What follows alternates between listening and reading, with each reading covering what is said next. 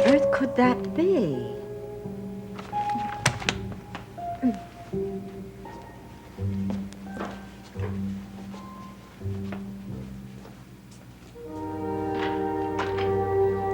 Good evening, Lillian.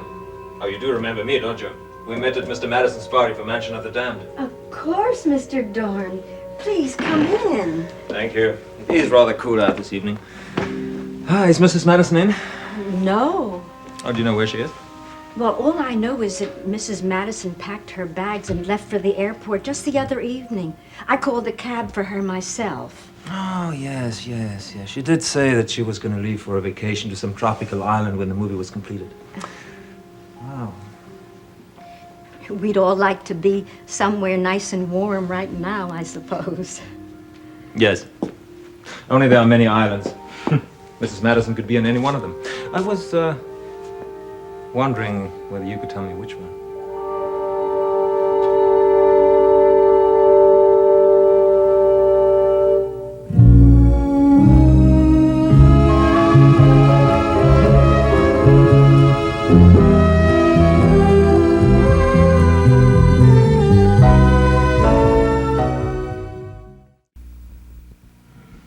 I'm afraid I can't help you, Mr. Dorn. Mrs. Madison didn't tell me a thing. Oh, but surely she must have left a phone number or something where she can be reached in an emergency. Well, all she did tell me was that she wasn't sure just exactly how long she would be gone. I see. If I do hear from Mrs. Madison, I'll be sure to tell her that you were interested in trying to find... that would spoil the surprise, wouldn't it? You see, I was going to wire her a bouquet of roses. Oh. Yes. Now, don't you think I could just go up to her room quickly and look around and see if I could find something? Her room? You mean her bedroom? Yes. I'm sure there must be a travel folder or something of that nature lying around that would give me a clue. I'm sorry, Mr. Dorn, but I couldn't let you do that. Oh. Very well, Lillian. I admire your scruples. However, I could give you some of these. If you could give me any information as to where Mrs. Madison could be. Here, I'll give you my phone number. Well, I'll do that.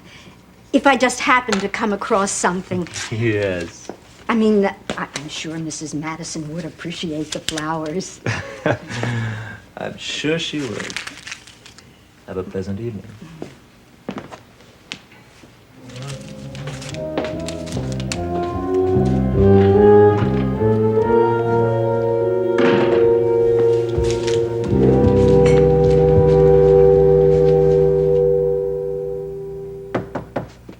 Who is it? Mrs. Dorn? Hello, come on in. Hello, Deborah. Oh, my, don't you look pretty tonight? Well, thank you. I'm just on my way out. I'm going to be late as it is. Oh, I'm sorry I showed up at a bad time. I didn't mean to bother you. No bother. Well, is some nice young man taking you out on the town tonight? No, actually, I'm just going out with some friends. Well, you have a nice time, you hear. And drive carefully. I will. Well, I don't want you to have to rush on my account, so I'll say what I came to say and be on my way. Is everything all right? Oh, yes. No, I just wanted you to know that I'll be going out myself tonight, and might not be back for several days. Mrs. Corey, you have a boyfriend, huh? If only that were the case. No. A couple of months ago, I was in the hospital, of touch of pneumonia, and I got friendly with the woman in the bed next to mine, and she called a little while ago. She's feeling rather poorly, and she needs someone to sit up with her. Well, that's very kind of you. Well, I'm not so sure it was the right thing to do, considering the element in this neighborhood. I don't want to come home and find all my furniture gone. Well, don't worry. I'll keep an eye out on your place for you. Oh, thank you, Deborah. Thank you so much. Thank you. Have a good time now.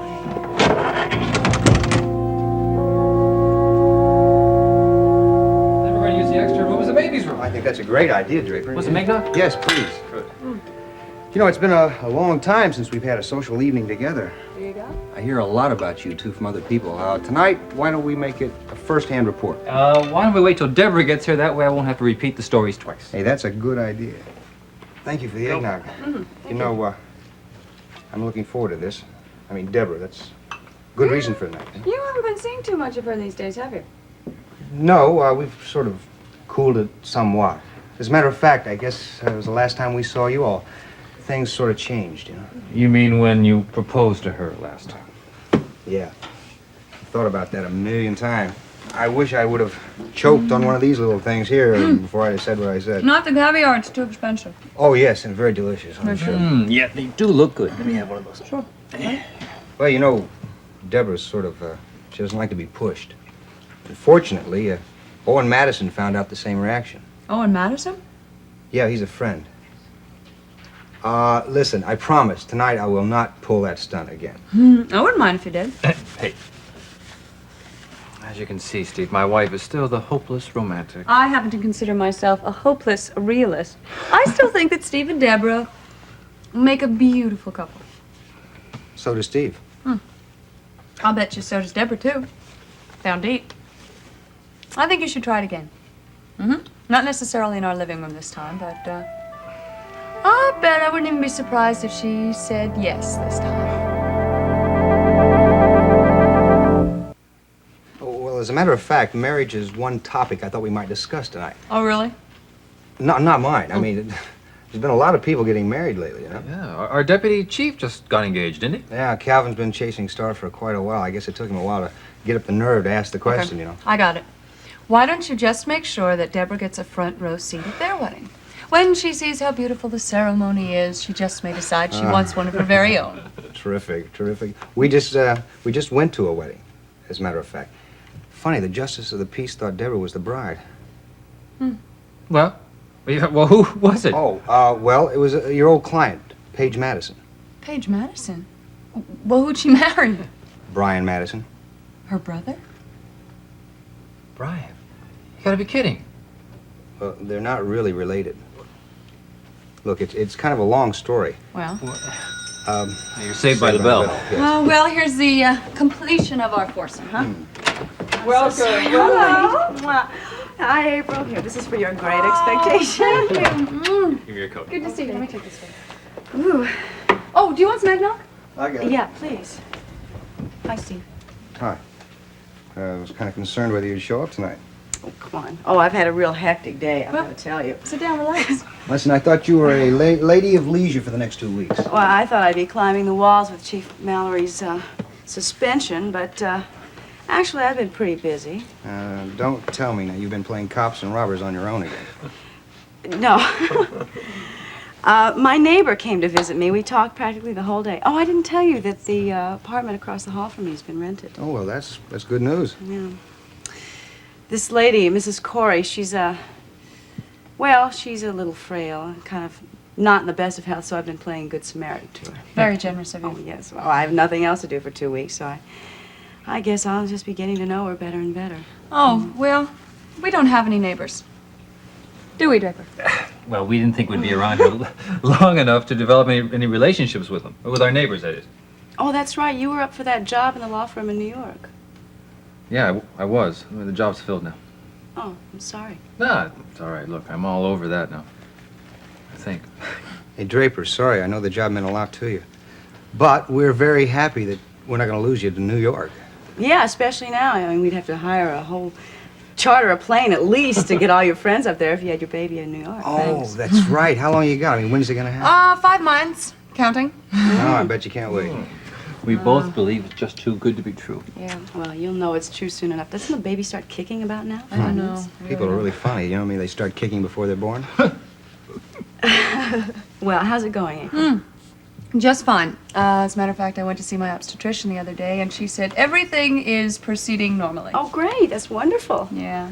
You know, it's kind of silly, but you know that little nursery rhyme we used to say when we were kids, you know, first comes love, then comes marriage, then comes April with a baby. Yeah, I carrier. remember when I was in grade school, whenever any of my friends saw me walking with a boy, they all used to say the same thing. Well, let me tell you, now they are truly words of wisdom. No, come on. I mean, falling in love and getting married and having a family. Come on, it really is. It's wonderful. Well, you certainly make it sound worthwhile, yeah. As a matter of fact, if anyone ever wanted an unsolicited testimonial of the joys of married life, I volunteer. Well, you certainly make it sound appealing. Who knows? Maybe someday even I will be shouting the praises of motherhood, marriage. Someday.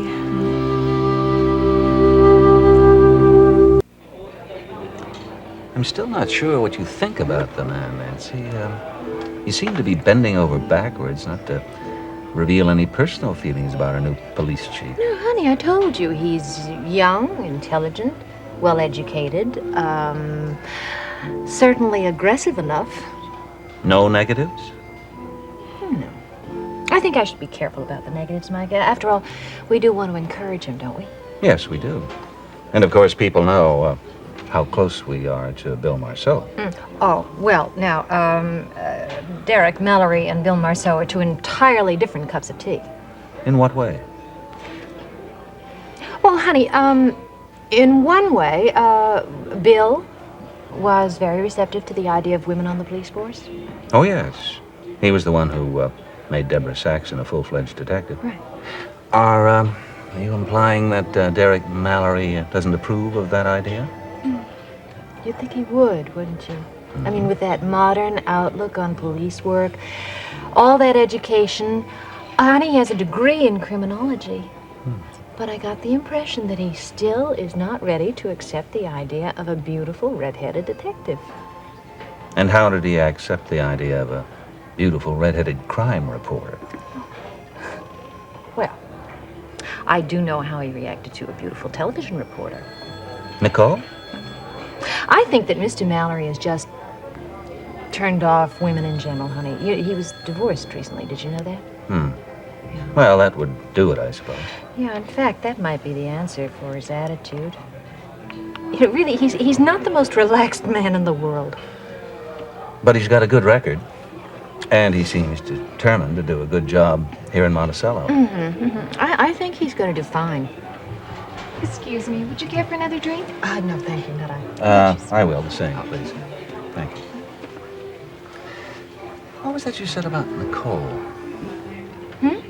Something about Nicole and Chief Mallory? Oh, well, she interviewed him on WMON News. I know. We watched the newscast together. Oh, yeah. Well, it's just that I got the impression that, well, he found her very nice. But then most men find her very nice, don't they? Here you go, sweetie.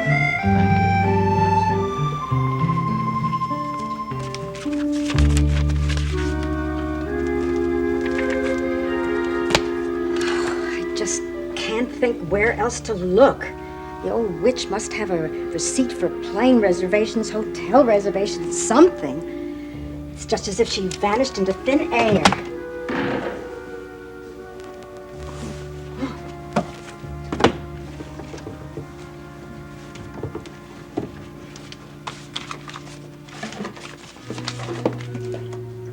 Lillian. Mrs. Madison, I thought you were on vacation. Well, quite obviously. Just what were you doing? Well, I was just straightening up. Well, from the state of this room, it looks as if you were doing exactly the opposite. Well, I was dusting, too. Very little dust accumulates in closed drawers. Well, I was just trying to be helpful, Mrs. Madison. Helpful. Or were you helping yourself? No, ma'am. I swear I wasn't going to take anything. Please, you must believe me. I wasn't. Please. All right, I'll tell you the truth. I was looking through your things, but not with the intention of stealing. I was only trying to find out where you were. Where I was? Yes, on what island Mr. Dorn wanted to know. Mr. Dorn? Elliot Dorn? Yes, he was very anxious to find out where you were. was he? He gave me his phone number to call in case I could find out where you could be reached. Here, see? Yes. Oh, well, now I understand. I'm sorry I said what I did, Lillian. Look, why don't you take the rest of the evening off? Go to a movie or something. Yes, ma'am. Thank you. Oh, there's a letter that Mr. Madison left for you over there on the nightstand. Owen?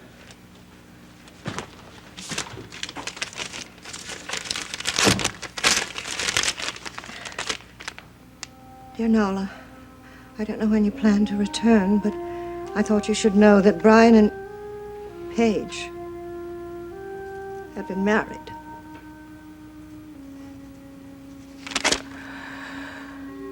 Married.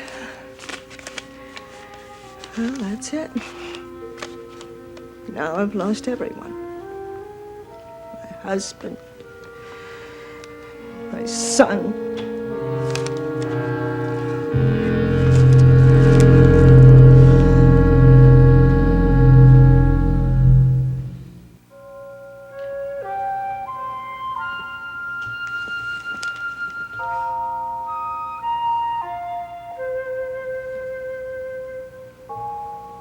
Benny Hayes, the lowest of the low, drug pusher. Oh, my.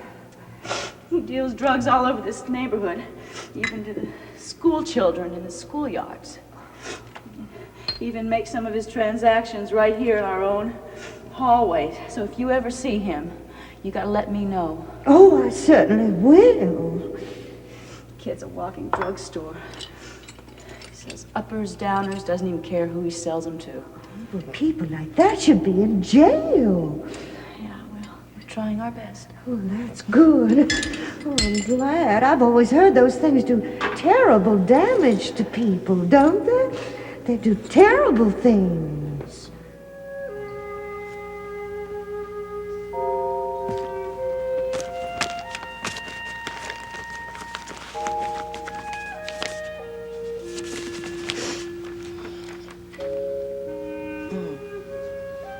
Barbiturates. A central nervous system depressant can cause symptoms similar to alcohol intoxication. In large doses, the patient can become comatose. Very interesting.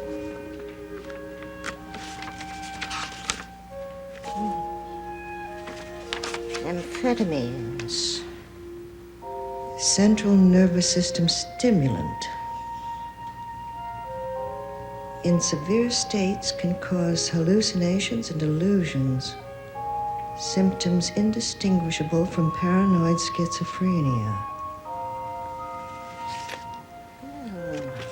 Drugs can do terrible things indeed.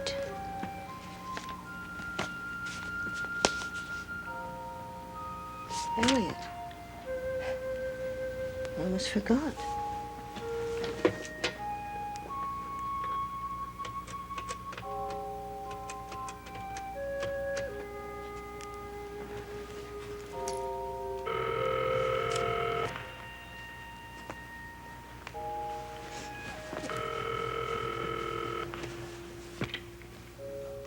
Hello? Oh, Mr. Dawn. I hope I didn't call too late. Who is this, please? I think I'm insulted. You don't even recognize my voice. It's Mrs. Madison, Nola. Nola! What a surprise. I heard you were trying to contact me. Yes. What tropical island are you calling from? No island. I happen to be in my very own room right here in Monticello. Oh? But your maid told me you went on holiday. Oh, well, I decided that since my family's in California, I could get all the peace and quiet I wanted right here. So I cut my trip short and returned. I see. Was there anything specific you wanted to discuss? No, not really. I just wanted to have a talk with you. You know, I think our conversations are most interesting. Well, if you don't have any plans for the evening, perhaps you'd like to drop by, have a drink and some conversation. I'd be delighted. See you in a little while. Goodbye. I was looking forward to that time. But now that Nola is right here, there is no need for me to go anywhere.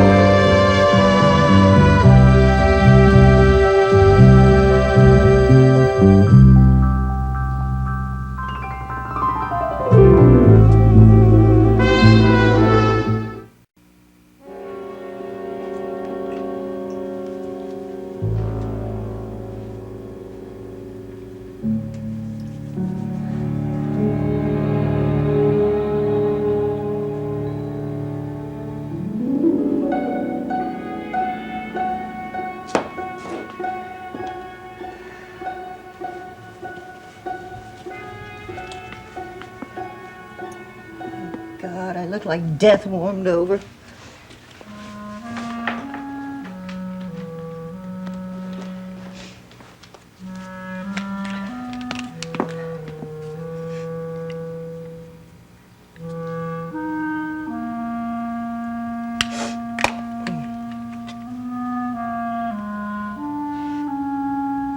Think that'll do it, no? Think that little dab of color will make you young again? Is that what Elliot Dorn will think? Go to hell. He'll be here any minute, no? He's young, he's handsome, and he's attracted to you. Or is he? Yes, he is. He sees something in me that you can't see, Owen. Because all you can see is her, that red-headed tramp. Oh, I see. Is that why you decided to invite him over? To spite me for leaving you? No. Oh, Nola, don't believe all those things that he said to you on the soundstage. He's just flattering the star. Just buttering up a rich old lady who he thinks might possibly make him a star. You're wrong. He likes mature women. He married one. Yes, and look what happened to that marriage. It ended, Nola, just as ours did. Now, forget Mr. Dorn. Be content to grow old gracefully. Graceful. Is that what you call your fling with that girl? Grow old, Nola. Yes, I'll grow old. Sooner than you think, Owen. Am I old enough now, darling? Your Deborah thinks so.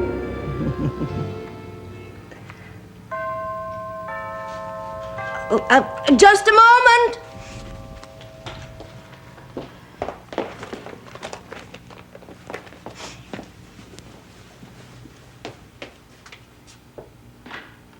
Please come in, Elliot. Nola, your brief vacation did you a world of good. You look lovelier than before.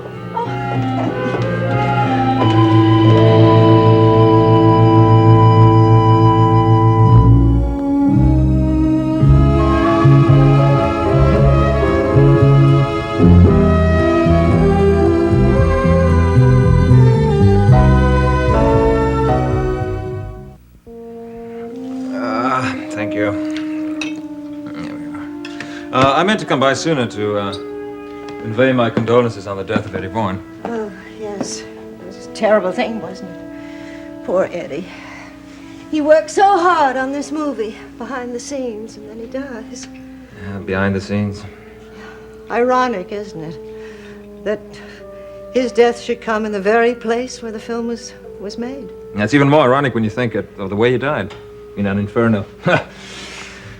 Perhaps I shouldn't say this, but I trust you are aware of the publicity that resulted. Oh, yes, it was ghastly.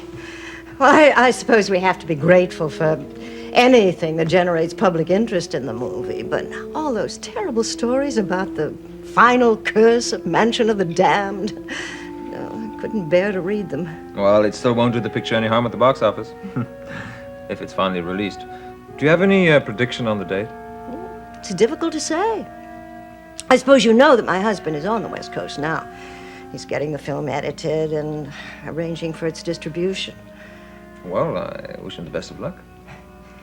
He's not the only one who's gone out there, you know.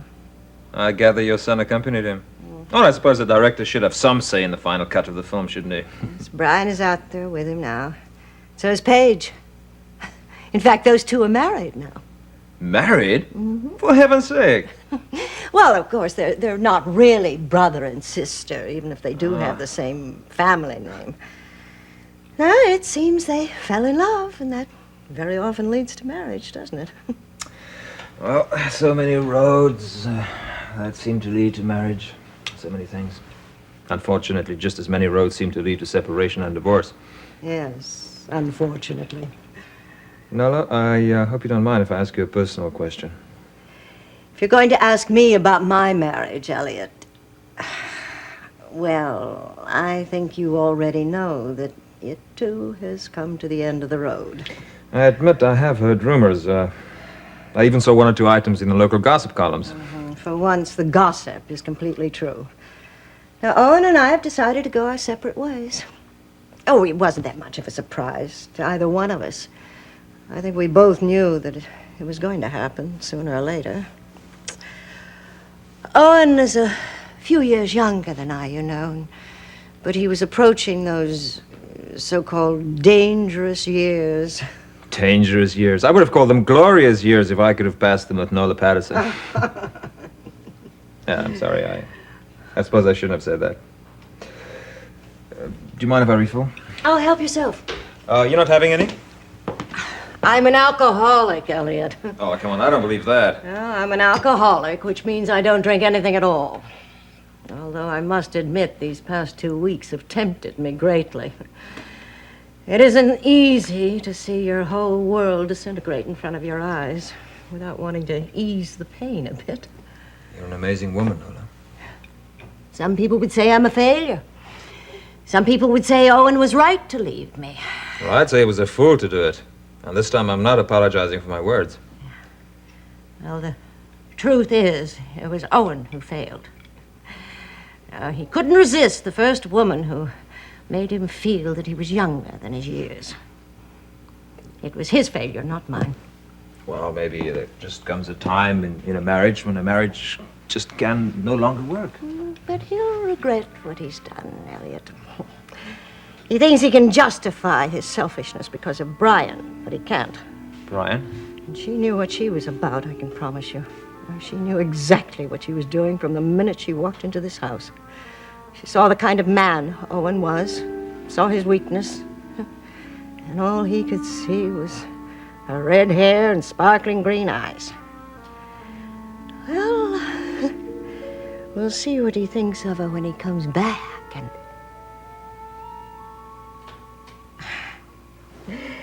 Now it's my turn to apologize. Oh, not at all. Not at all, no. I know you're upset. It must be terrible for you to live in this big, empty house. You must be very lonely, Nola. I can understand that. I'm in that same big, empty boat myself.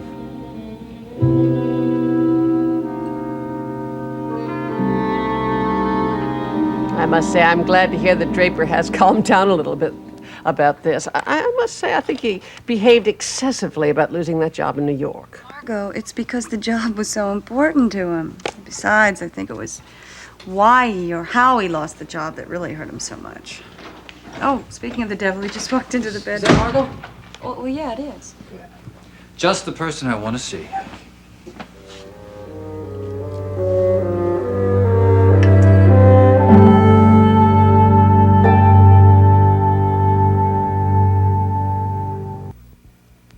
Margot, I've been going over the accounts.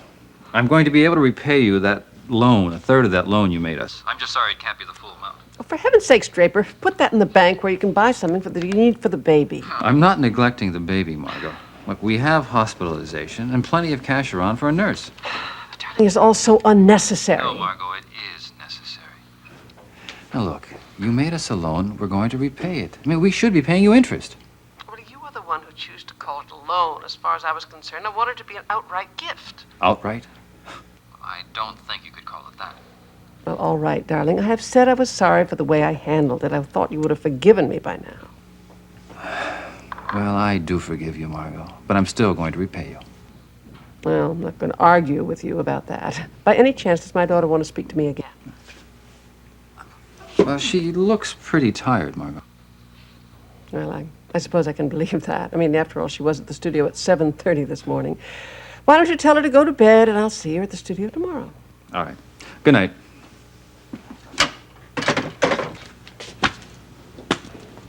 Your mother wants you to go to bed, and so do I. Oh? That's nice. You know, you were nice to Margot. Well, I am doing my best. You know, I'm actually rather proud of you. Why? Because I was able to scrape up $12,000? You should be. Well, yeah, because of that, and because you were actually trying to be nice to Margot. Aside from the fact that she has come between us a couple of times, and because of how you're taking it about that other lawyer, that inferior lawyer, if I might add, getting that job in New York, and possibly just because you're Draper. Well, then, I take it you have no complaints. Oh, well, let's not push it. You still pout, just like a child, and you don't forgive people easily. You carry grudges. Realize you do that? Don't make me sound very appealing. You appeal to me. I know something else. You're kind. Really, really, you are very kind towards people. You've got a lot of kindness in your heart, and that's possibly because you're hurt so easily. You know how important it is to be kind. Well, I am going to be kind to you right now. I'm going to make you go to bed. Oh, yeah? I know how you can be even kinder.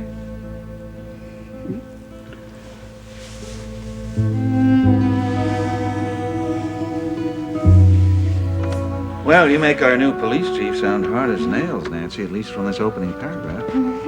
Sounds like he leaned on this drug pusher pretty hard.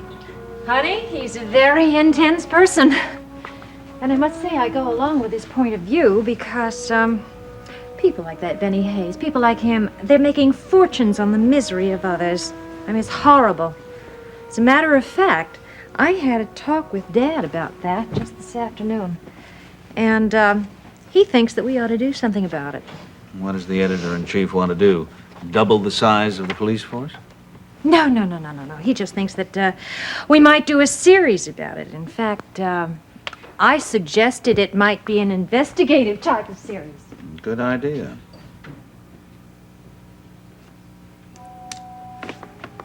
Who does an investigative series? I can't hear you, honey.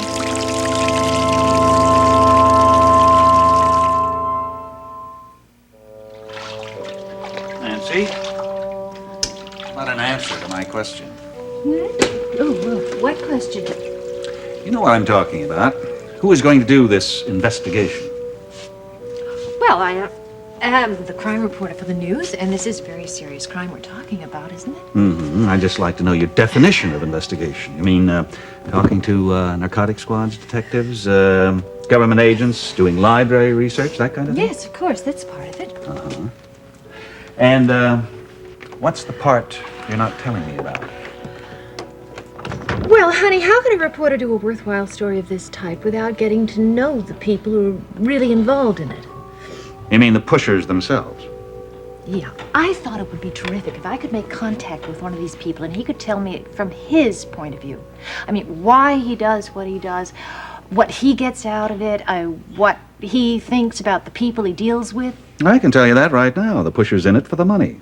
And what he thinks about his customers is zero. He couldn't care less if they lived or died. No, honey, I know that you're thinking about me and my possibility of getting involved with a bunch of criminals and maybe getting hurt. Please believe me, I am not that brave.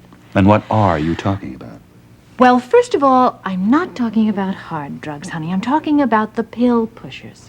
Did you know that there's an enormous traffic of pills among the middle and upper income people in this city?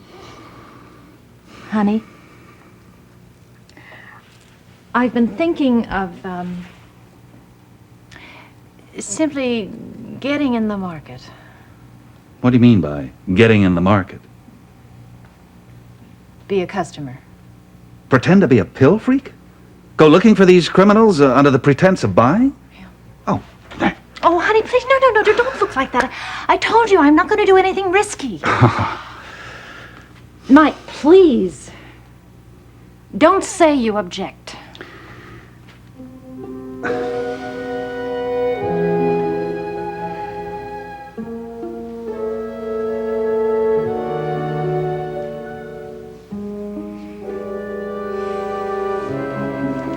April?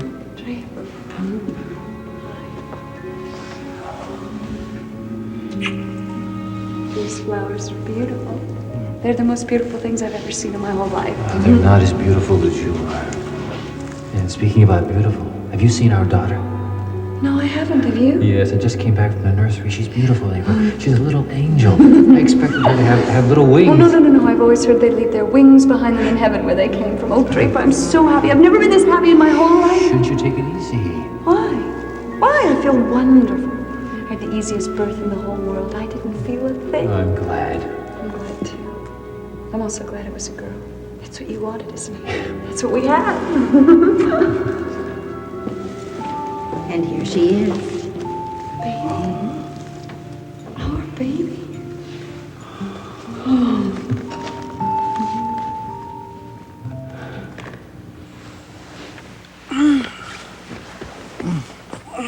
I'm sorry. You all right? Oh, It's okay. yeah. I just had the most beautiful dream. Sorry, I didn't mean to disturb you. Go right back to it. No, listen. We had the baby. It was a girl. Think it's a prediction? Well, I think it's a 50-50 chance. I don't know. I don't know how good I am at predicting things in my dreams. Yeah.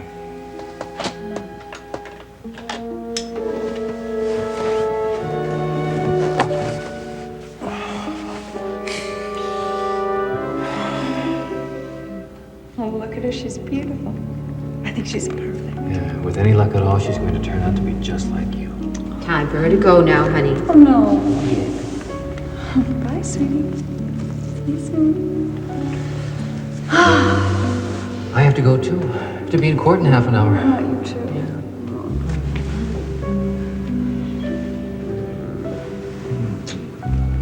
I love you too. I'll come back and see you later. Promise? Bye. Bye, Mommy.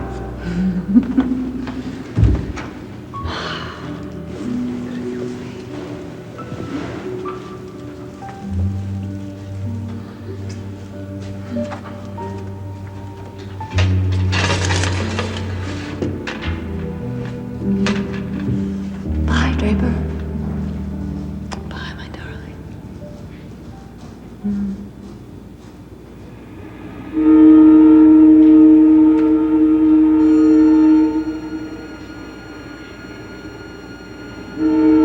Strange.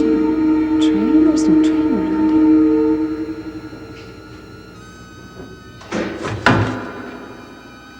Who are you? I'm sorry. Sir, you must have the wrong room. Who are you looking for? What do you want here? What do you want?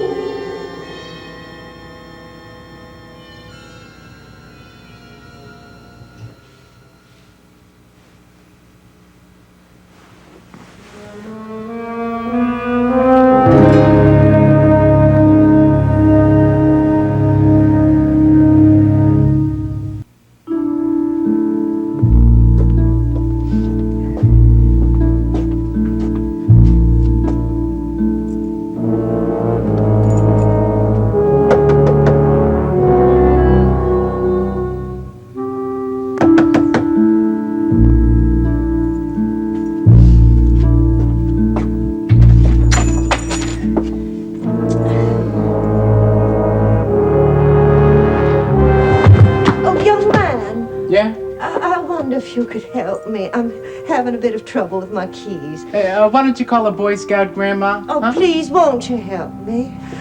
My hands are a little stiff. It's this weather, I suppose. One gets all kinds of aches and pains in this weather. Okay, there you go. Oh, thank There you go, Grandma. Thank you. You're Okay. very kind. Good. In fact, I've heard you can be even more helpful to people.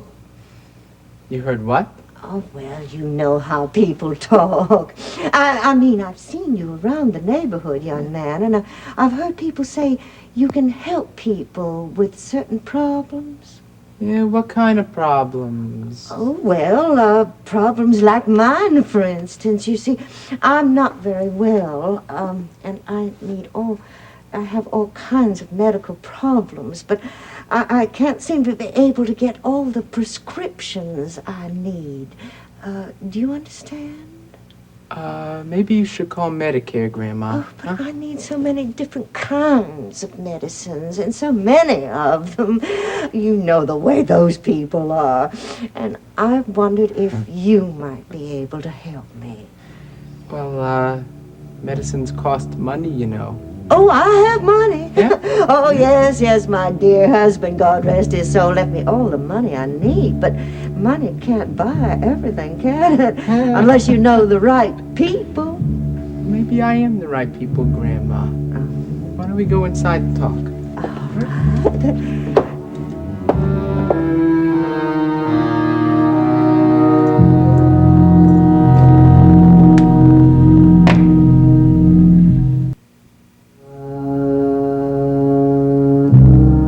Seems as though a harmony is hard to find,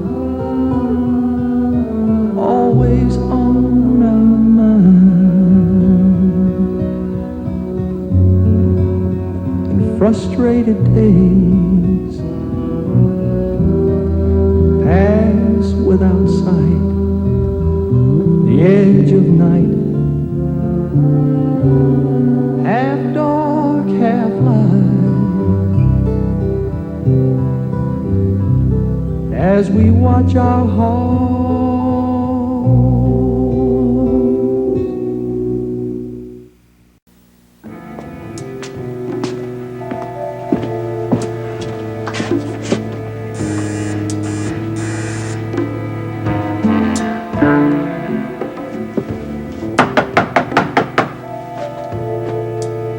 Hey, Deborah.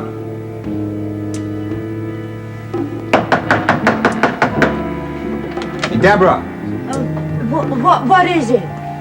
Oh, excuse me. I'm sorry. I didn't mean to make all the noise. I'm a friend of Deborah Saxon. By any chance, do you know if she's still there? Yes, of course she's home. I visited her not more than half an hour ago. You did. Yes, I left her half an hour ago, and she was ready for bed. You must be Mrs. Corey. That's right. Oh, Deborah's mentioned you. Listen, Mrs. Corey, do you know by any chance maybe she might have taken something to help her go to sleep? Dear, I hope nothing's wrong. How was she acting? Was she feeling okay? She was a bit depressed. There was this phone call. Didn't seem to make her too happy. Oh. Well, if you think she's there too. Dear, do you think you should do that? Mrs. Corey, there's a police lock on the other side of the door. Now, if the lock's on, then she's inside.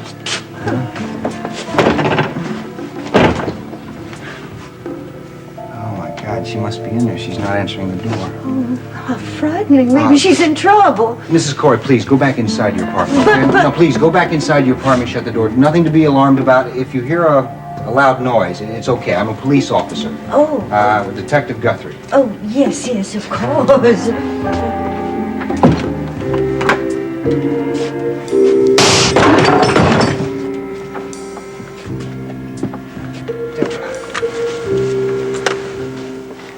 Here, over here. Deborah. Deborah, what's the matter? Tell me what happened so I can get the right treatment for you. Steve, no. It's okay. No. Don't. Emergency, yes. This is Steve Guthrie. I'm at Deborah Saxon's. I need an ambulance, please. No, Hold on a second. not so okay. Just sleepy. No stomach pump. So asleep. Doctor. Just call.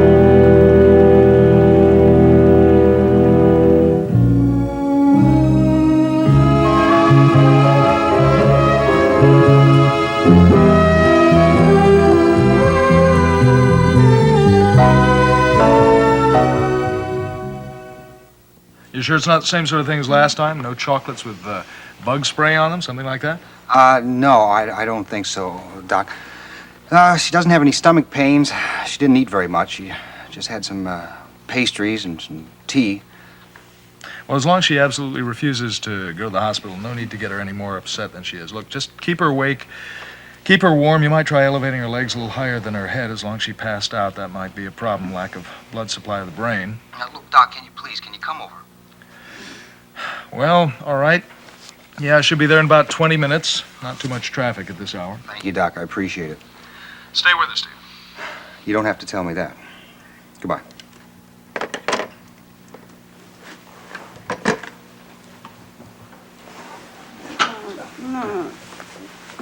Steve. Oh. Oh.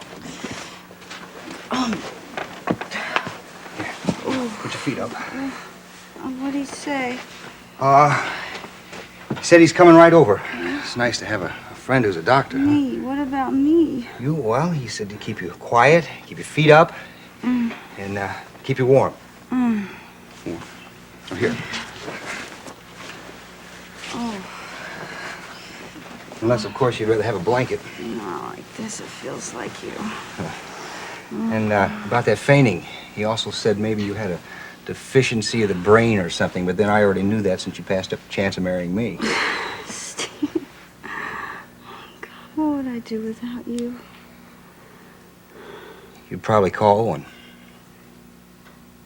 He's gone. He called tonight, didn't he? How'd you know? I just guessed. No, actually, I saw Mrs. Corey in the hallway. She said you had a phone call. You kind of got upset. So I just figured that's what it was.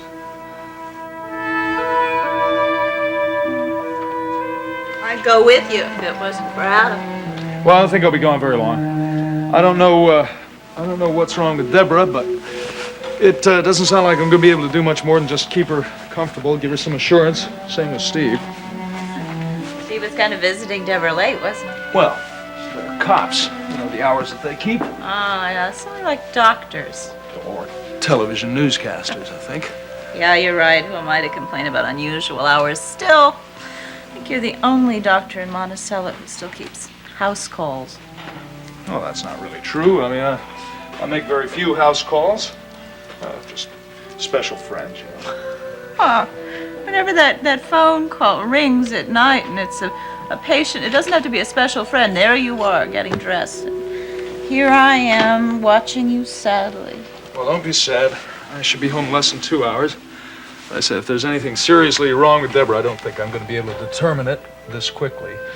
See, that's another reason not to make house calls, isn't it? At the office, you have all the equipment you need. I know. This is not the hour to make speeches, is it?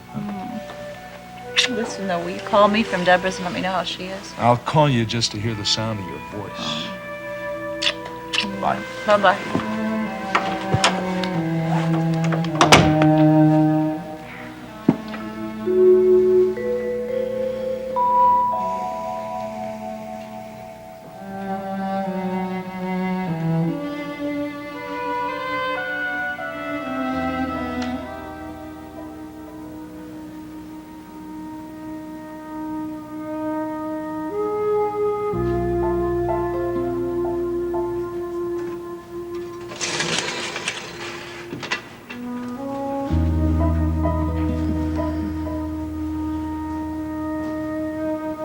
Beautiful baby girl. The most beautiful baby girl. Oh, Draper, I'm so happy. I know how much you wanted a baby girl. We've got to find some wonderful name for her. Some wonderfully musical name. It's a train. There isn't any railroad around here, but that's definitely a train whistle. I don't know,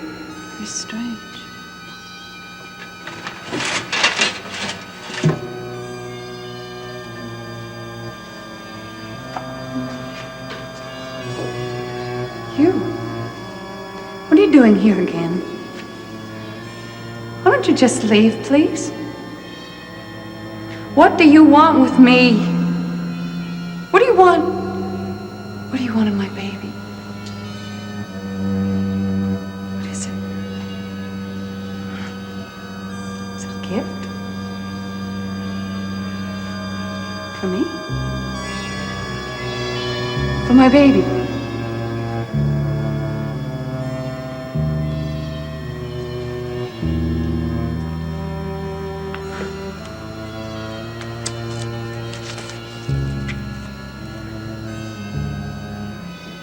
Oh, no, don't go. Please don't go. Honey, wake up. April, What? April. April, you were making sounds in your sleep. You must have been trying to say something, but I couldn't understand what. I was dreaming. Oh, God, I had it again, that dream for the third time now. Oh, you talked yourself into it. I knew you'd do that. I did not. It was almost the same. It was another continuation. This time there was even more. What? Well, it was the same hospital room. You'd already gone. I was at the window, and I heard that noise. You mean the train whistle? Yeah, and I turned around, and the man was there. He was back. You know, the one with the coat, the trench coat, and the hat. This time he had something for me, some kind of gift. He couldn't have been that bad then. I never said he was bad. I just said the whole thing was kind of eerie. Well, he had this little box with a ribbon wrapped around it. Well, I mean, come on. I mean, you got me curious now. I don't know what was in it, Draper, and it's your fault. My fault? You woke me up before I had a chance to open it, and I think that was rather inconsiderate of you, if you don't mind. Well, I'm sorry. How was I supposed to know you were the good part in the dream? Yeah. Do me a favor. If you go back there and you find out what's in it, let me know, all right?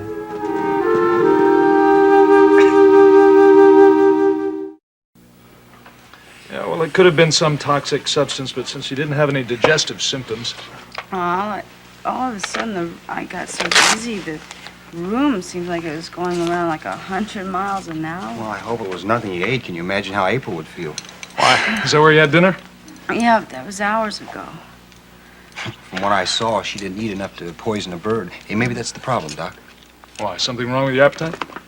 My appetite? No. I came home and I ate some pastries. Where'd you get the pastries? Around the corner. How long have you had them? 2, maybe 3 days. Well, maybe they're spoiled. I don't know. Mrs. Corey seemed to think they were all right. Mrs. Corey? Yeah, she's the old lady, lives across the hall. She came over after I came home, and she had some tea, and I gave her an eclair. Well, how about her? Did she get sick? Not that I know of. But you don't know for certain. I saw her about an hour ago when I busted in here. She popped her head out of her apartment and asked me what I was doing. Well, how'd she look? Like an old lady. Hope I didn't hurt her. No, I wouldn't worry about that, Deborah. I really don't think it's something you ate. I'm more inclined to go along with Steve's theory of something you didn't eat. Well, Deborah did have some eggnog at April's. Well, that could have contributed. Doc, what about emotional stress? You know, leave my emotions out of this. Deborah, you've had more than your share lately, being suspended and other things. Well, I think I'm going to leave the psychiatry to the psychiatrist, since medicine's my bag. And listen, what I want you to do, Deborah, is come to my office tomorrow. No, Doc, I'll be fine. Yeah, I'm sure you will, but I want to take your pressure again, get a little of your blood. Okay? All right, I'll try. Maybe I ought to go knock on your neighbor, Mrs. Corey's door. She's right across the hall. Hey, Doc, thanks for coming. Sorry to drag you away from your gorgeous wife. Oh, that reminds me. I told her I would call her. Can I use the phone? Yeah. All right, don't worry about your door. I'll fix it first thing in the morning. Hello, sweetheart. Hi. How's the patient? Well, she's all right. I just gave her some of my usual sound advice. We don't know what caused the dizzy spell yet, but maybe we can find out in my office in the morning. Good. Well, may I speak to her? Well, hold on. You want to say hello? Sure. Okay. I'm going to go across the hall and check on your neighbor. Hey, Nicole. Hi, Deborah. You know, your husband is an angel of mercy. No, maybe if I got to be one of his patients, I could see him sometime.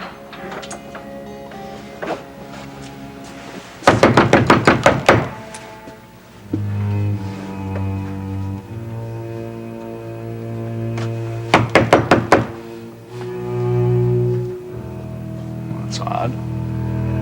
Steve said she was here.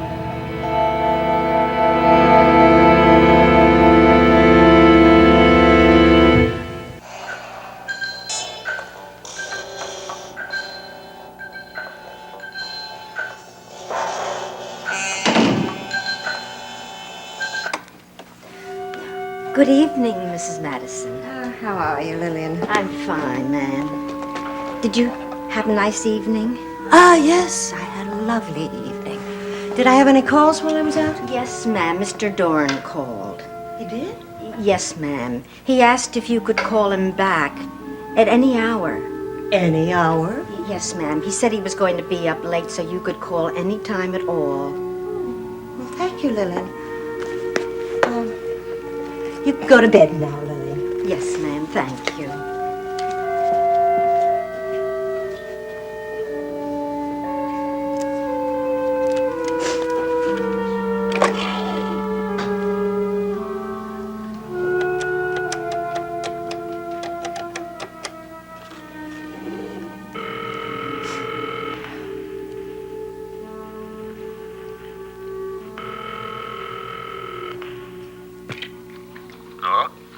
Hello, Elliot? Lola, is that you? I'm so glad you called. Well, I'm taking you at your word. You said to call at any hour. Did I wake you up? Mm-mm. I was in bed, but I wasn't sleeping. I'm afraid I'm something of a night owl. Yes, I thought you were. But then I suppose it's all that time you spent running that nightclub. I don't know. I think it goes deeper than that. I think it's part of my essential nature. I think because night is so important to love, and love is so very important to me. Well, it's important to all of us, isn't it? Do you know that lovely old poem? It's very old. The night has 1,000 eyes, and the day but one. Yet the light of the bright day dies with the dying sun. The mind has 1,000 eyes, and the heart but one. Yet the light of a bright light dies when love is done. Nola, are you there? Yes, I'm here. I'm sorry. I didn't ask you to call me just to recite poetry to you. It's all right, Elliot. It's been a very long time since anyone recited poetry to me, by telephone or any other way. I wish it could have been the other way. I wish I could be right next to you, whispering in your ear. As a matter of fact, that's why I asked you to call me. I was wondering if I could be next to you tomorrow night. Tomorrow? Well, yes, I don't see why not. Wonderful. We'll have dinner and, well, you'll just leave the rest to me. What time should I pick you up? How about 7:30? Oh, that's too late. I'll be there at 7. You better be ready. Good night, Nola. Good night.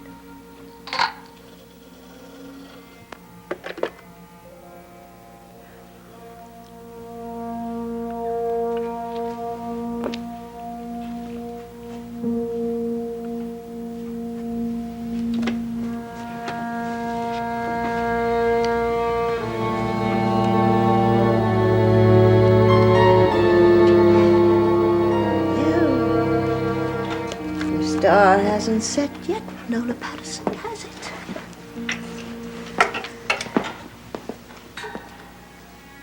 I wonder how you're doing this evening, Deborah.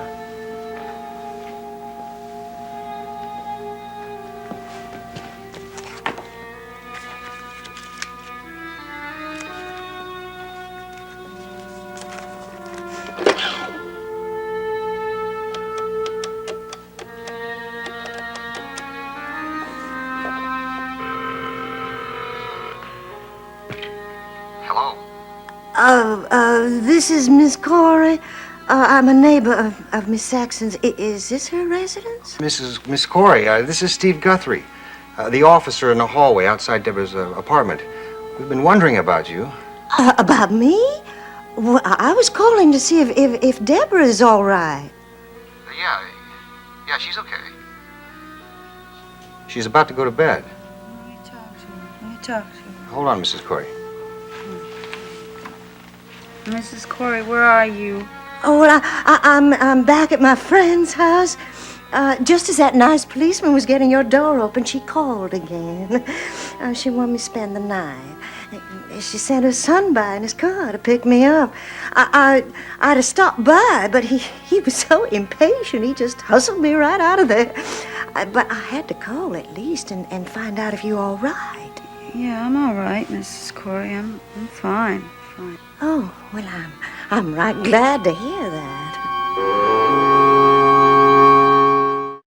Well, see, I was worried about you because, well, I had this dizzy spell before, and then I ate something, and I was wondering if maybe it was the thing we had with the tea, you know.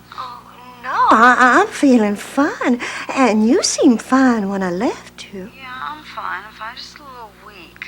Oh, well, what on earth happened to you, you poor child? Well, after you left, I don't know, I got dizzy.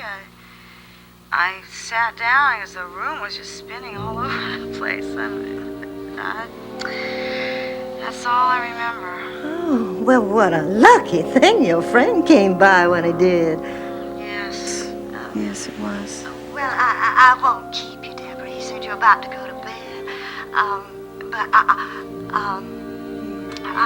I just know you'll feel so much better in the morning. I know I will. I know it. Look at here. Before you go to bed, maybe you should have some of that soup I made. I put it in your refrigerator, honey, just before we said goodnight. No, I'm not really hungry, Mrs. Corey. Oh, well, don't forget it's there, yeah? It's good old-fashioned beef soup, Deborah. You heat up some tomorrow, and I'm sure it'll do you a world of good. I thought it was chicken soup that was supposed to do that. Oh, there, you sound like your old self again. Well, I'll call you tomorrow and see how you are, if that's all right with you. Okay, good. Bye. Hey, Deborah, you really should eat something. Look what I found. Some soup. Looks delicious. Oh, God. Here. Let's get you to bed. Come on, lean on me. I can manage Come on, myself. I'm all right. Yeah, right. What's the matter with me, Steve? Oh, you'll be fine tomorrow. All you need is some sleep and some nourishment. Come on.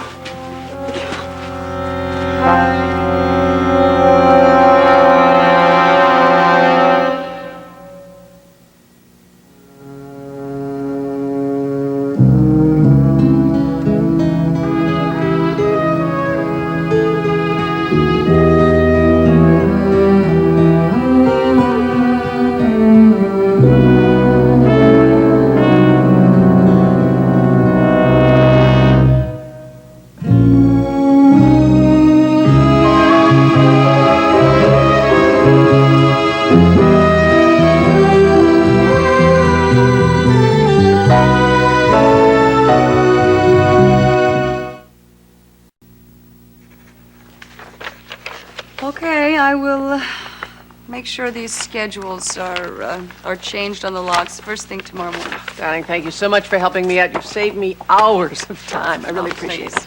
Well, now that the sun is over the yard arm, as they say, are you sure I can't interest you in a little glass of wine?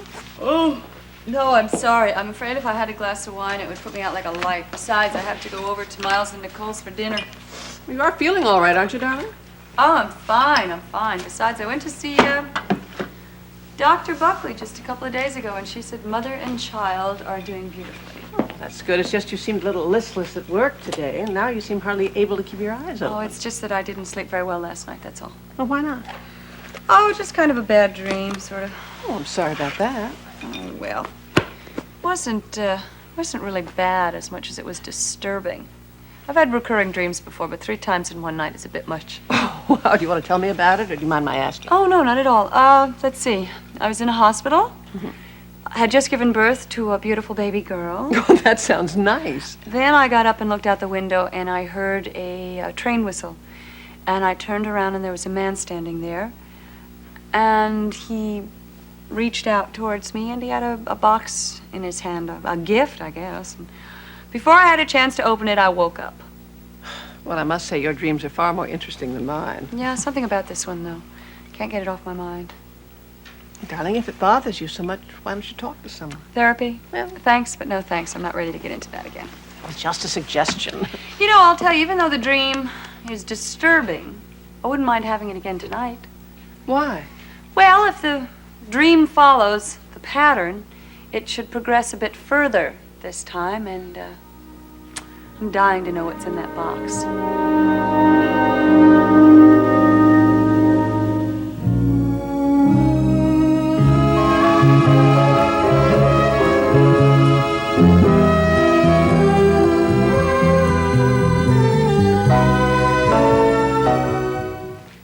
April, darling, are you really concerned about this dream? Well, it's just that the dream is kind of ominous, and baby is in the dream, and last thing I want is to have any bad feelings about the pregnancy. Oh, well, you shouldn't, darling. Marco, I lost my first baby.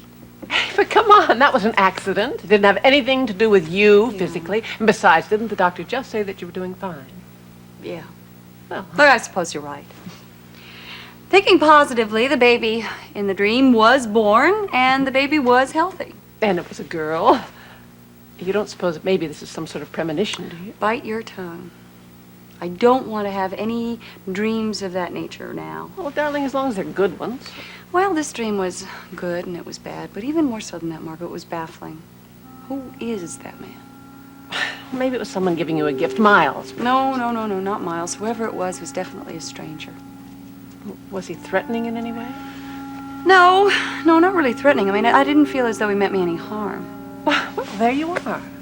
But there's still something about the dream that's ominous. There's something sad or mysterious about the man. I don't know. It just gives me goosebumps to think about it. Well, then don't. I can't. Look, I can't even stay and talk about it. I've got to get going. I'm sure Draper is wondering where his wife is, and I do not want to be the cause of an overcooked dinner. Well, give my best to Miles and Nicole, and my love to Draper. I will. Hey, listen, you haven't forgotten that you're having dinner with us. You see, 2 nights from tonight. Forgotten. On the contrary, my darling, I have it written in my appointment book in big red letters. Terrific. Don't be surprised if sometime during the dinner, Draper hands over a check to you to the tune of $12,000. Don't you be surprised if I don't cash it. Marco, you can't do that. Oh, come on, you can use the money, darling. You have so many expenses. Now, can't you convince Draper to change his mind? No, I can't. Look, it was wrong of me to go along with the secret about the gift to begin with. And Draper was rightfully angry when he found out, and it's just not my place right now to try to change his mind about something that he thinks is right. All right, very well. I shall accept a gift most graciously. Thank you. You're welcome. See. Besides, I have certain plans for my little windfall. Oh, pray tell, what could they be? You'll find out soon enough. And this time it's something that even Draper will approve of. Well, I'm really worried about her. You should have seen how upset she was last night. No. Well, don't worry, Draper. Every now and then everybody has a dream that upsets them. But this is the first dream she's even had in quite a while. I don't know why it had to be so unsettling. Draper, we all dream all the time. It's just that April's past history has made her afraid to remember her dreams. She just suppresses them. Then the question would be, why did she remember this particular dream? And why has she had the same dream 3 times? Well, I don't have an answer for that, except for the usual one, anxiety. Miles, when April comes over, maybe you should sit down with her and try to figure this dream out, make some sense out of it. Come on, I'm a general practitioner. I don't have the expertise to get into dream analysis. But that's what I want to know. I mean, what's the best way to handle this situation? You want to know the best way to handle it? Downplay it. I guarantee if April gets one good night's sleep, she is going to be fine. She'll forget all about it, put her right out of her mind. Unless, of course, she has the same dream again. All right. What we do is we keep the topics of conversation light. We put her in a relaxed frame of mind. she will go to sleep thinking pleasant thoughts, she'll get through the night just fine. Well, let's just hope that nothing happens in the real world out there that she can connect to that dream. Is she afraid that this might be another prophetic dream? Of course she's afraid of it. That's what's terrifying her, the fact that these dreams may be some portent to the future. Oh, I hope she doesn't start thinking that again. So do I, Miles. But she can't deny that possibility. And look, I'd never admit this to April. But you know as well as I do that those dreams she had last year, they had an uncanny way of coming true. Yep, they did. Now listen to me, you two. I have never seen one piece of scientific evidence that supports the notion that human beings have any kind of precognitive powers. There just ain't no such animal. Well, anyway, Draper, isn't such a bad prophecy. Giving birth to a beautiful, healthy baby girl. Yeah, I know. I just wish that entire dream had stopped right there. She's late. Oh, didn't she call? Oh, she called me and she told me she's gonna be at Margot's picking up some schedules. Yeah, I know. Look, I hope you don't mind if we make this an early evening. No, of course not. Besides, my husband, the doctor, could use a little bit of extra sleep. He didn't get much sleep last night. Oh, well, maybe he's having some sympathetic pains with his sister? No, I was making a house call, as a matter of fact. Friend of yours, Deborah Saxon. What's wrong with Deborah? Well, she had a dizzy spell of some kind. She blacked out. Steve Guthrie found her unconscious. Well, what was the cause? I have no idea. She refused to go to the hospital. That's why Steve called Miles. She was better when I got there. She was still confused, a little weak, and definitely depressed. Miles said she hadn't eaten anything for most of the day, and Deborah's been in a very emotional state recently. Well, maybe it was emotional. Maybe it was organic. Frankly, I don't like the idea of not knowing for sure. I lean toward the psychosomatic explanation myself, but Miles said something about the possibility of food poisoning. Isn't that what happened to her last time? Yeah. Well, she has a new neighbor, and they had this coffee klatch late at night, complete with eclairs. I guess if the cream filling was a little bit off. You know, Deborah's digestive system might still be a little sensitive after that chocolate business. Well, it's a possible explanation. Well, what happened to her neighbor? Mrs. Corey? Turned out she was fine. She'd gone off to visit a friend. I told Deborah to come see me today at my office. You know, I wanted to check her over and take a blood test, but... She didn't. No, she didn't.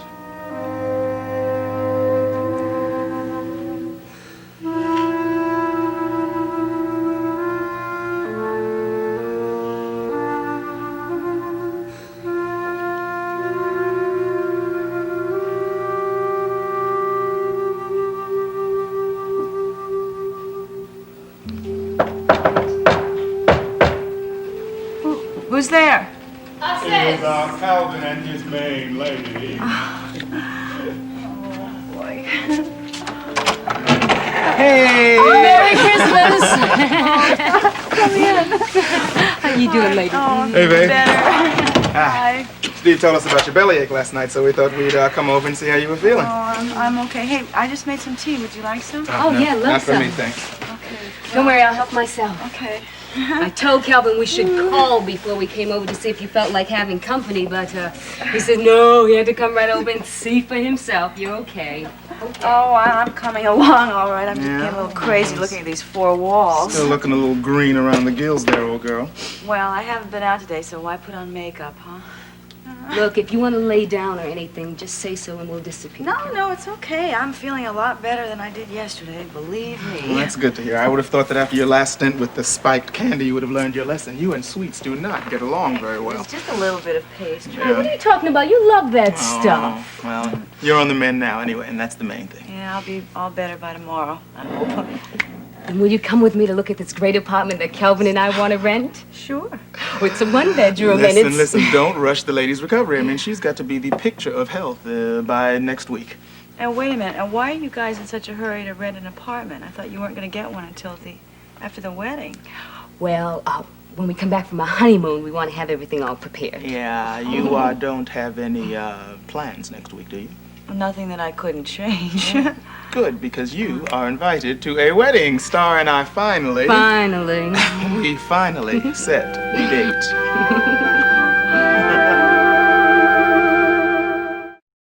Oh, I'm so happy for you. Where are you going to do it? Oh, the wedding's going to be in this lovely old church on the east side of Monticello Park. You mean the one with the big spires and all the stained glass windows? Yeah, it's pretty, huh? Ever since I was a little girl, I dreamed of getting married there and wearing my mother's wedding gown. And next week, it's all going to come true. I thought you were going to take some time before you walked down the aisle. Taking time was Calvin's idea, not mine. Hey, come on. I mean, I had to wait till my leg healed, of course, and then I couldn't take any time off when I was acting chief of the Monticello PD. So the other night, we decided that all his excuses were gone. Hey, come on. So we headed over to the chapel, and we told the preacher to dust off his copy of the marriage ceremony. Oh, God, you guys, this is the best medicine I could have had. I feel so much better. Oh, gosh, of course I'm going to be there. So, you've got to tell me about the honeymoon. We've decided that we don't think you ought to be there, too. Wow, no. You know what I'm saying. Where are you going to go? Barbados. Barbados? Well, we'll probably end up in the bridal suite at the Monticello Arms the way things are going. Yeah, I guess making reservations is hard on such short notice, huh? Well, actually, that is not the problem. You can say that. Calvin doesn't think that the new chief is going to give him the time off. Well, you know, we're supposed to put in a request for an official leave of absence at least 2 months before the date, and you know how Mallory is about sticking to the rule book. I don't see why he would refuse to give you some time off for your honeymoon, really.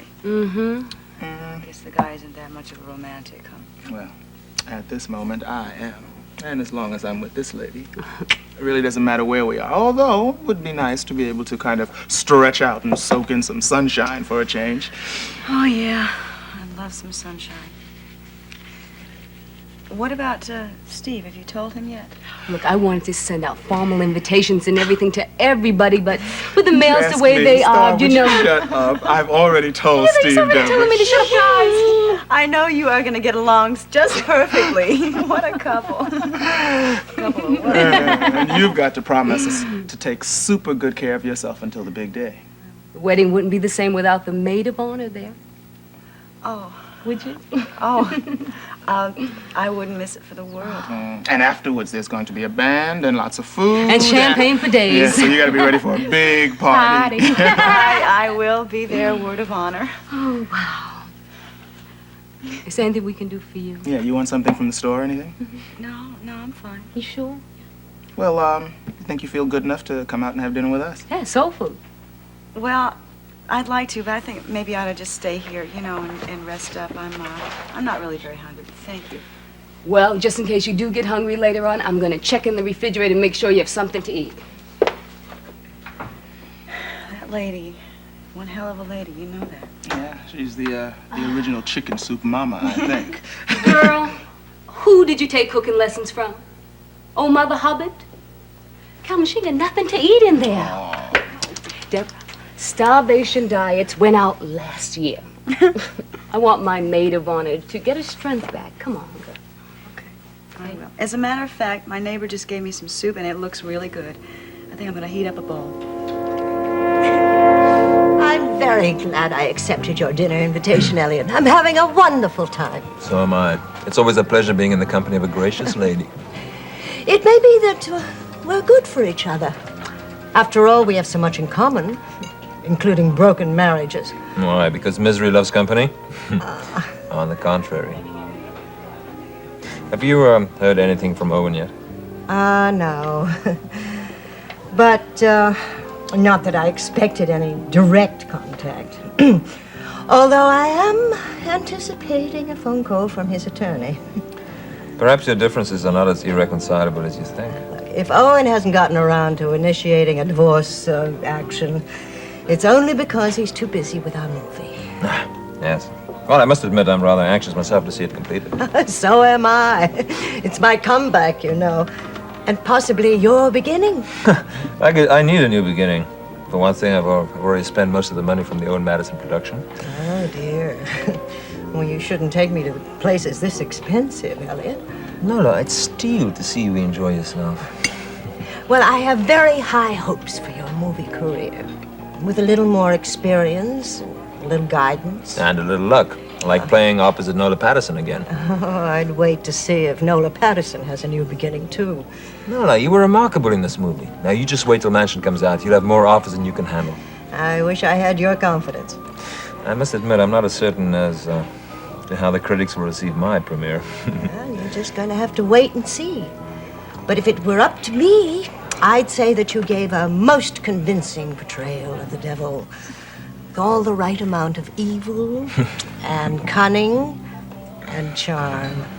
I worked very hard to try and get my level up to yours. And those good looks of yours are going to make quite an impression on the women in the audience. There is only one woman I want to impress. You know what we should do? We should try and find a vehicle and team up as a new romantic team. Oh, my dear boy, I think you're forgetting the difference in our ages. That's right. I forgot it the minute I saw you. You really are a good actor, Elliot. I could almost believe you meant that. I do.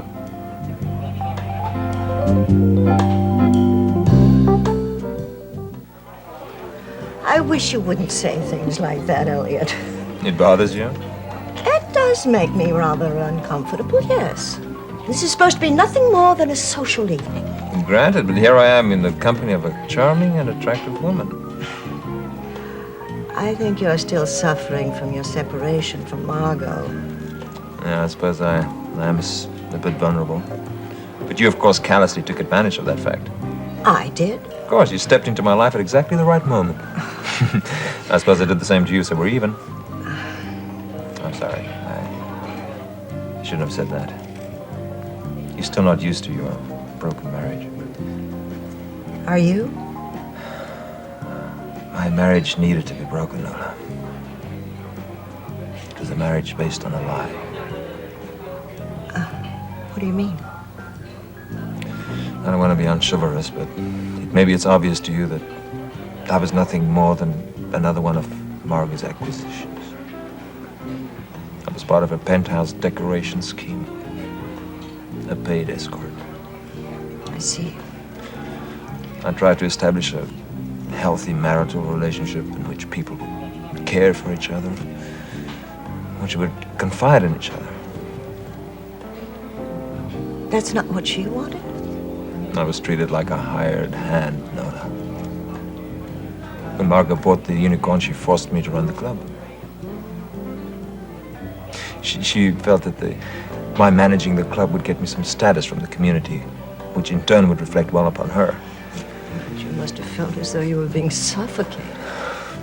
More than once, I begged her to try and allow me to become a real part of her life.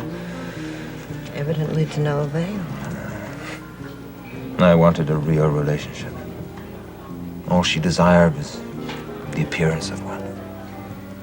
And you couldn't accept that? No. I must have confronted her once too often because she finally felt threatened. Decided to end the arrangement. She must have been jealous that you were able to feel emotions that she was incapable of experiencing. Well, it was inevitable that we part. Well, a man like you won't be alone for long, Elliot. Thank you for the kind words. As far as I'm concerned, it's Margot's loss. That's what I keep telling myself. Well, take my word for it.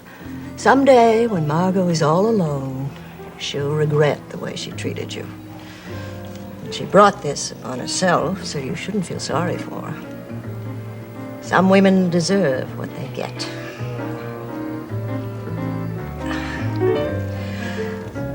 I wonder where our soup is.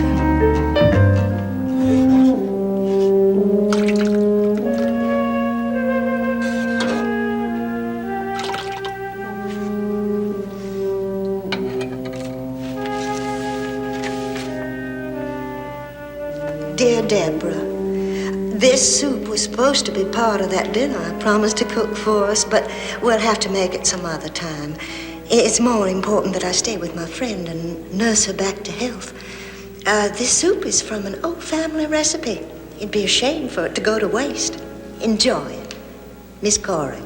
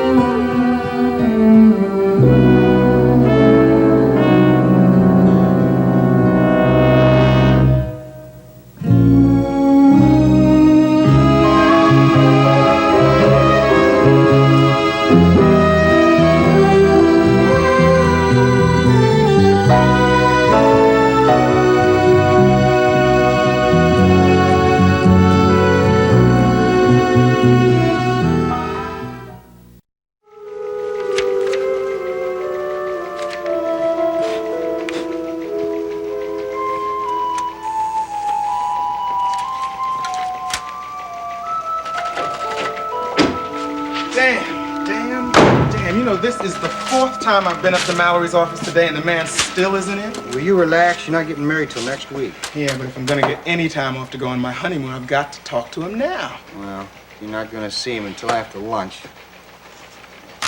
Why, you know where he is? Mm-hmm.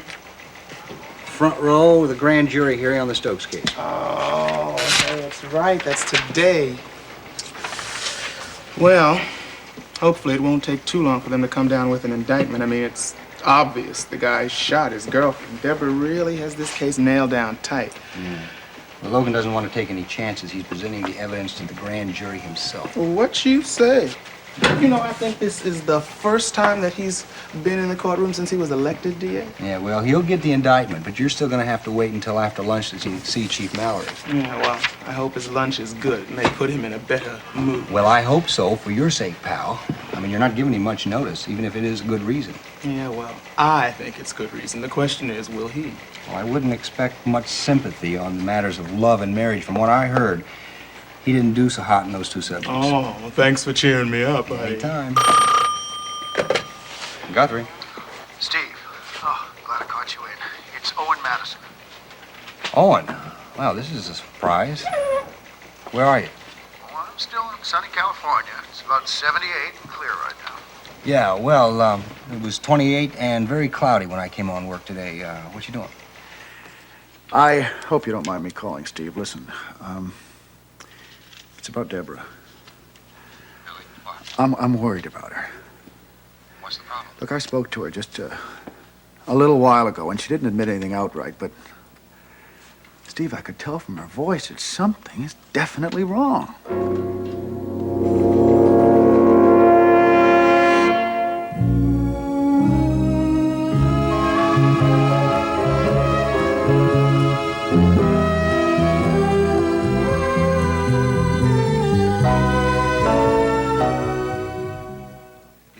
Well, maybe you woke her up.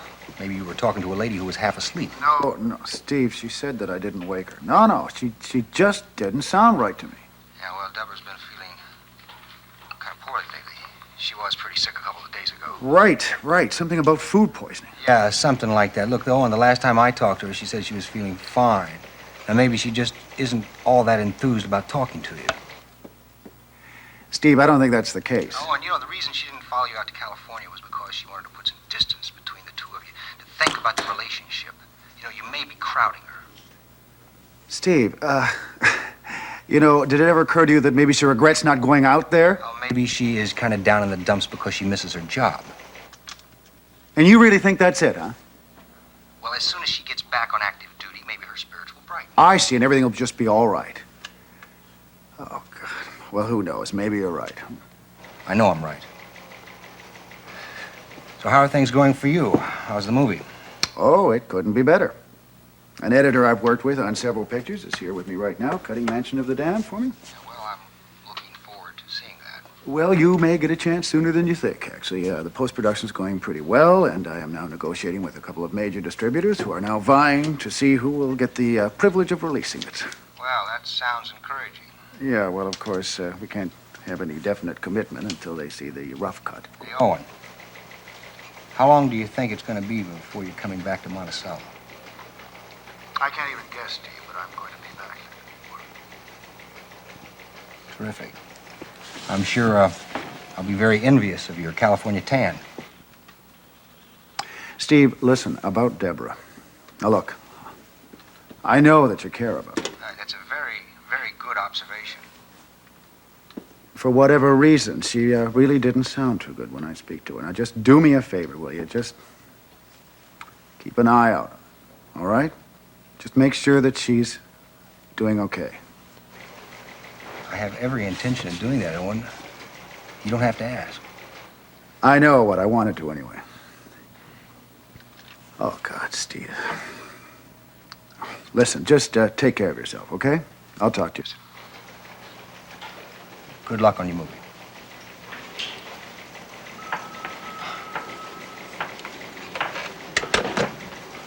That was one of the strangest conversations I've ever had. Owen called to keep in touch, eh? Mm-hmm. He said he called Deborah earlier. Said she was kind of depressed. Wanted me to keep an eye on her. You gotta be kidding. I mean, usually when two guys are interested in the same woman, I mean, the last thing either of them wants is for the competition to be anywhere near her. Yeah, well, I'll tell you, I'm not sorry he's 2,000 miles away. But she must have sounded pretty bad.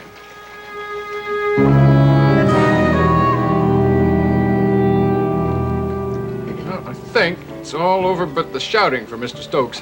You managed to paint him into a corner. I don't think he'll be able to get out. Painted himself into a corner when he killed his girlfriend. Women just aren't worth getting jealous over.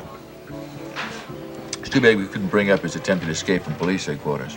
I made a motion to include that in the charges, but the judge felt that that would prejudice the murder count. I don't suppose it really matters. He's going to get what he deserves. You did a good job this morning, Logan. Thank you. It's nice to know that I can bring you a case and have a fair shot at an indictment. You're not only a hell of a lawyer, but you do your homework. Well, I've got the time. These days, the only things making any demands on my concentration are my job and my son. It's pretty obvious to see the other night. You really love that little kid an awful lot. Well, he's a very special little boy. You're very lucky to have you as a dad. Oh, yeah? I'll remember that. I'll remind him of that when he's 16 and wants to borrow the car, and I tell him no. You'll probably buy him a car for his 16th birthday. Logan, why do I get the feeling that you're going to spoil Jamie rotten? Because I probably will. I'll tell you right now, I'm trying to think what to get him for a birthday present and a Christmas present. He was born on Christmas Day. Oh, he's going to really clean up. Mm-hmm. Gonna pick up a Christmas tree as soon as I have a little spare time and sort of psyching myself up to brave the mobs in the department stores. I was thinking about dressing up in one of those Santa Claus suits, you know, on Christmas morning, but I don't know. He may not be old enough to appreciate that. You really are looking forward to his first Christmas, aren't you? Yes, I am. A little curious, though, as to whether or not Raven will send him a present. Well, I suppose it doesn't matter.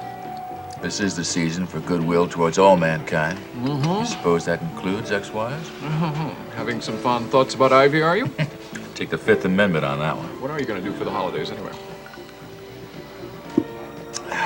I don't have all that much to celebrate this year. Oh, I don't know. You got yourself a pretty good job. Probably have to spend all the celebrating season in my office trying to prove I deserve the job. No family to visit, friends? I'm not much for reunions. How about a vacation? A little skiing in Aspen, sun in the Caribbean? Be a lot of attractive single young ladies be doing the same thing. I haven't been on this job long enough to take a vacation. Besides, there's nowhere I want to go. Well, you're welcome to spend the day with me and Jamie and Geraldine if, That's real nice of you, Logan. I'll let you know, okay? Hey, look who's here. Goodness gracious. WMON star reporter. It's Nicole Kavanaugh Drake. Logan. Hello. Derek, hi. Logan, you were wonderful at court this morning. Well, you have a fan, Logan. Mm-hmm. I'm gonna have to call Margot, make sure you cover all my trials. Thank you, but I don't really enjoy covering murders. This one was a little bit too grisly for me. Things are a little crowded here today. I don't see any point in you waiting around just to eat alone. Why don't you join us?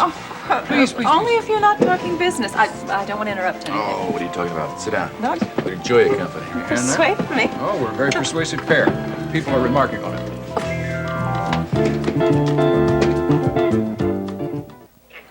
When the hearing adjourned, I decided to stick around. I was hoping the jury would reach their decision real quick so I could include it in the afternoon update. Well, the jurors usually get to go out and have a nice lunch on the city's expense before they begin their deliberations. Well, maybe these people weren't hungry. Or they're on diets. Because anyway, it took them less than 15 minutes to reach a decision. The verdict's in.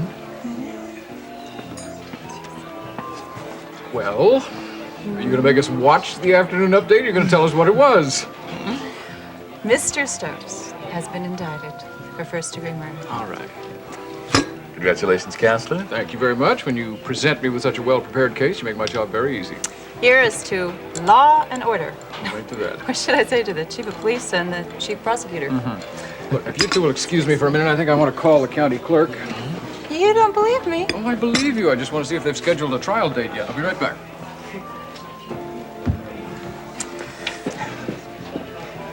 I keep trying to tell people the system really works. Well, Logan says a Cracker Jack police force makes it a lot easier. Well, this case was about as airtight as they come. From what I understand, Deborah Saxon deserves a lion's share of the credit. Well, she was the arresting officer. Arresting officer? Deborah did all the canvassing. She put the pieces together. She's the person who All got right, if you want the- me to say that we have Detective Saxon to thank for this indictment, I'll say it. It's the first time I've heard you admit it. Nicole, I'm not in the habit of singling out any one officer and praising them for what they're paid to do. Now, all my officers are part of a team that has no superstars. Just would seem fair that Deborah receive a little bit of recognition for her effort. Well, I'm sorry, it's just not in my budget for a ticker tape parade. How about a pat on the back? Well, it'll be duly noted in her service record. Derek, I can think of something that would mean a great deal more to Deborah. What might that be? Being returned to active duty. She will be in a little over a week. She needs to go to work now. Hey, do I tell you how to write your stories? Fair enough. You know, there's a thought. When we were having dinner the other night, you said to Miles and me that you had learned that it was very important to project the proper image. Well, I don't know if you're aware of this, but you're beginning to get a reputation around town as being the chauvinistic chief of police. I was hoping your subtle hints about rescinding Deborah's suspension might have been filed and forgotten. Always had this persistent streak. Really mean a lot to you if I lifted her suspension, wouldn't it? Yeah, it would. Well, I'm a difficult man to persuade. If I asked you as a favor, from friend to friend, would you agree? Well, you're a dynamite reporter. You had all your facts straight. Mr. Stokes is a resident of the city jail awaiting trial, with no chance of bail. Now, what person could ask for anything more?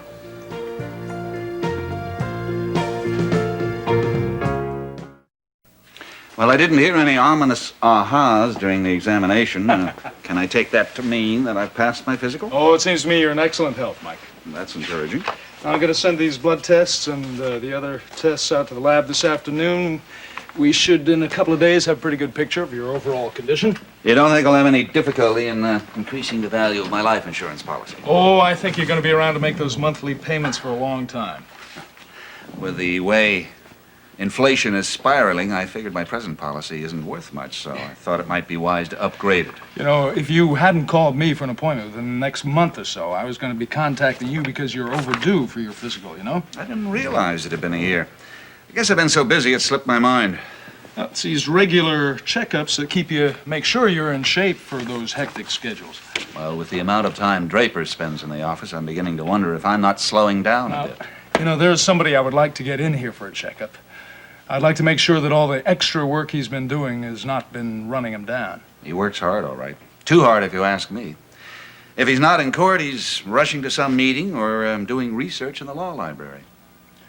Well, I've always admired people who are dedicated to their work, but I think in Draper's case, dedication to the law is not the sole motivation right now. No. He wants to accumulate as much money as he possibly can. I know.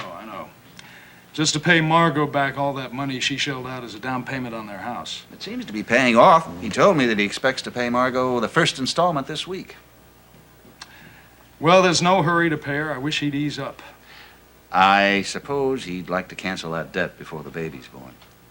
But it does bother me that his caseload is the reason he spends so little time with April. Is that the only thing bothering you, Mike? Why do you ask that? Well, it's just that during the examination, you seemed a little bit preoccupied. I got the feeling something was troubling you. Oh, I suppose I was just concerned about the outcome. Actually, there is something else in my mind. You know, you might be able to help since we're both in the same boat. Why, in what way? We're both married to reporters. Oh, yeah, that's true. Well, you know that Nancy covers the crime beat for the news, and recently she's been doing some stories about the illegal drug traffic. Oh, listen, I read that last one about the pill pushers and the schoolyards. That was frightening. Well, that's not the last article she intends to write about the subject. She wants to do a series based on the personal testimony of one of these creeps, which means, of course, that she has to find one and work with him. And you're afraid she's taking a big risk, is that it? Well, in the past, I've always tried to be supportive of whatever she's chosen to approach, but frankly, I'm reluctant to give her my blessing on an assignment that could prove to be dangerous. Well, you know, if it were Nicole doing the same kind of thing for WMON, I would insist that... Well, I would ask her to inform the police about what she was doing. Well, I suggested that to Nancy, but she wasn't too thrilled by that idea. Why don't you just make it a prerequisite of your blessing? I think that's exactly what I'm going to have to do. Sit down, Steph.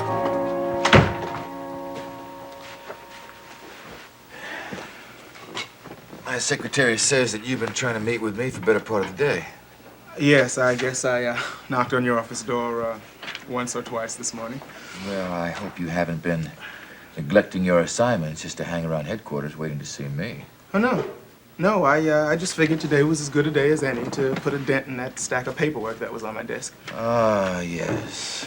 Seems to me the last report of yours I read had to do with an incident that happened a couple of months ago. I would like all reports to be filed while they are current news, not ancient history. Yes, sir.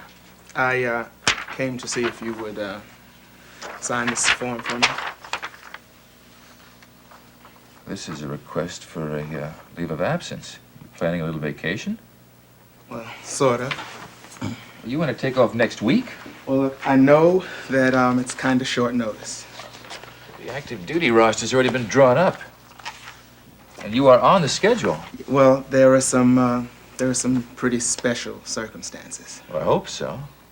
I'm getting married next week, and I was hoping I could get some time to have a honeymoon. Well, I knew that you were engaged, but nobody told me a date had been set. Yeah, well, I finally saved up enough money to get the license, so I figured I'd take the plunge. Plunge is the right word for it. Getting married is like jumping off a cliff. I'm sorry, don't mind me. Hey, it's okay. It's okay. I know I'm doing the right thing for me. Well, your fiancée must have a lot of courage. It's not easy being married to a cop. Well, she understands that my career is important to me, and I have a good feeling. I think we're going to be able to handle it. Listen, I wish you a lot of luck, Stone. Thank you. I really mean that.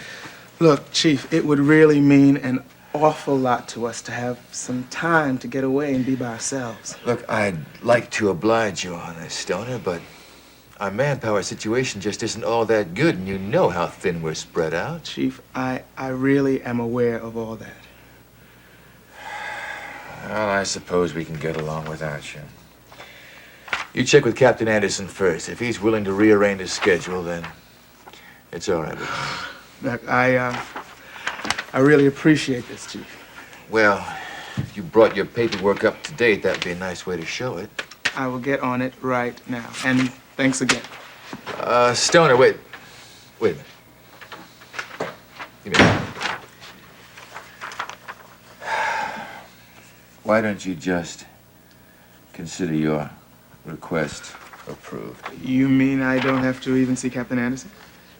Well, you and I both know he was just going to oblige you, so why don't you tell him to substitute Saxon's name for yours? But, Deborah's suspension isn't over until the week after next. Well, I haven't told her yet, but I've decided to lift her suspension.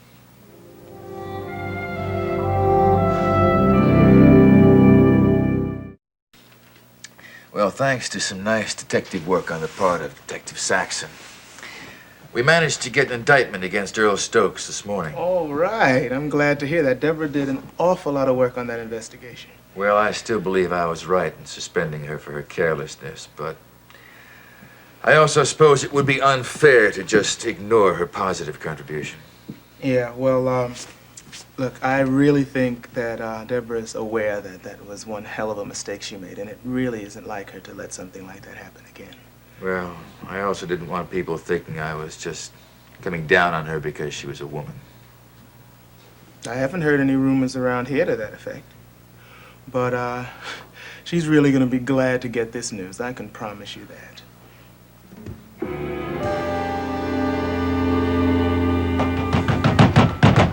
Deborah?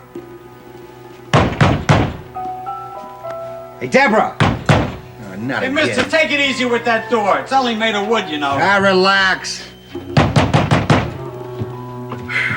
The last time you paid the lady a visit, you decided to play like Superman and break the door down. Look, she was sick. I had to get in to help her, didn't I?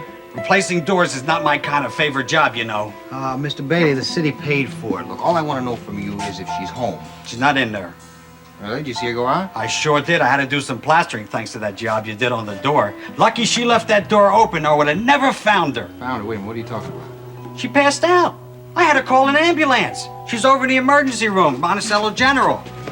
Hey, take it easy!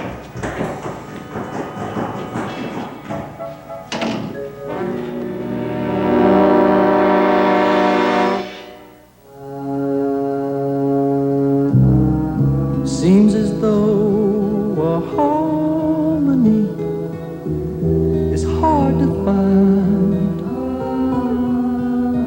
always on our mind,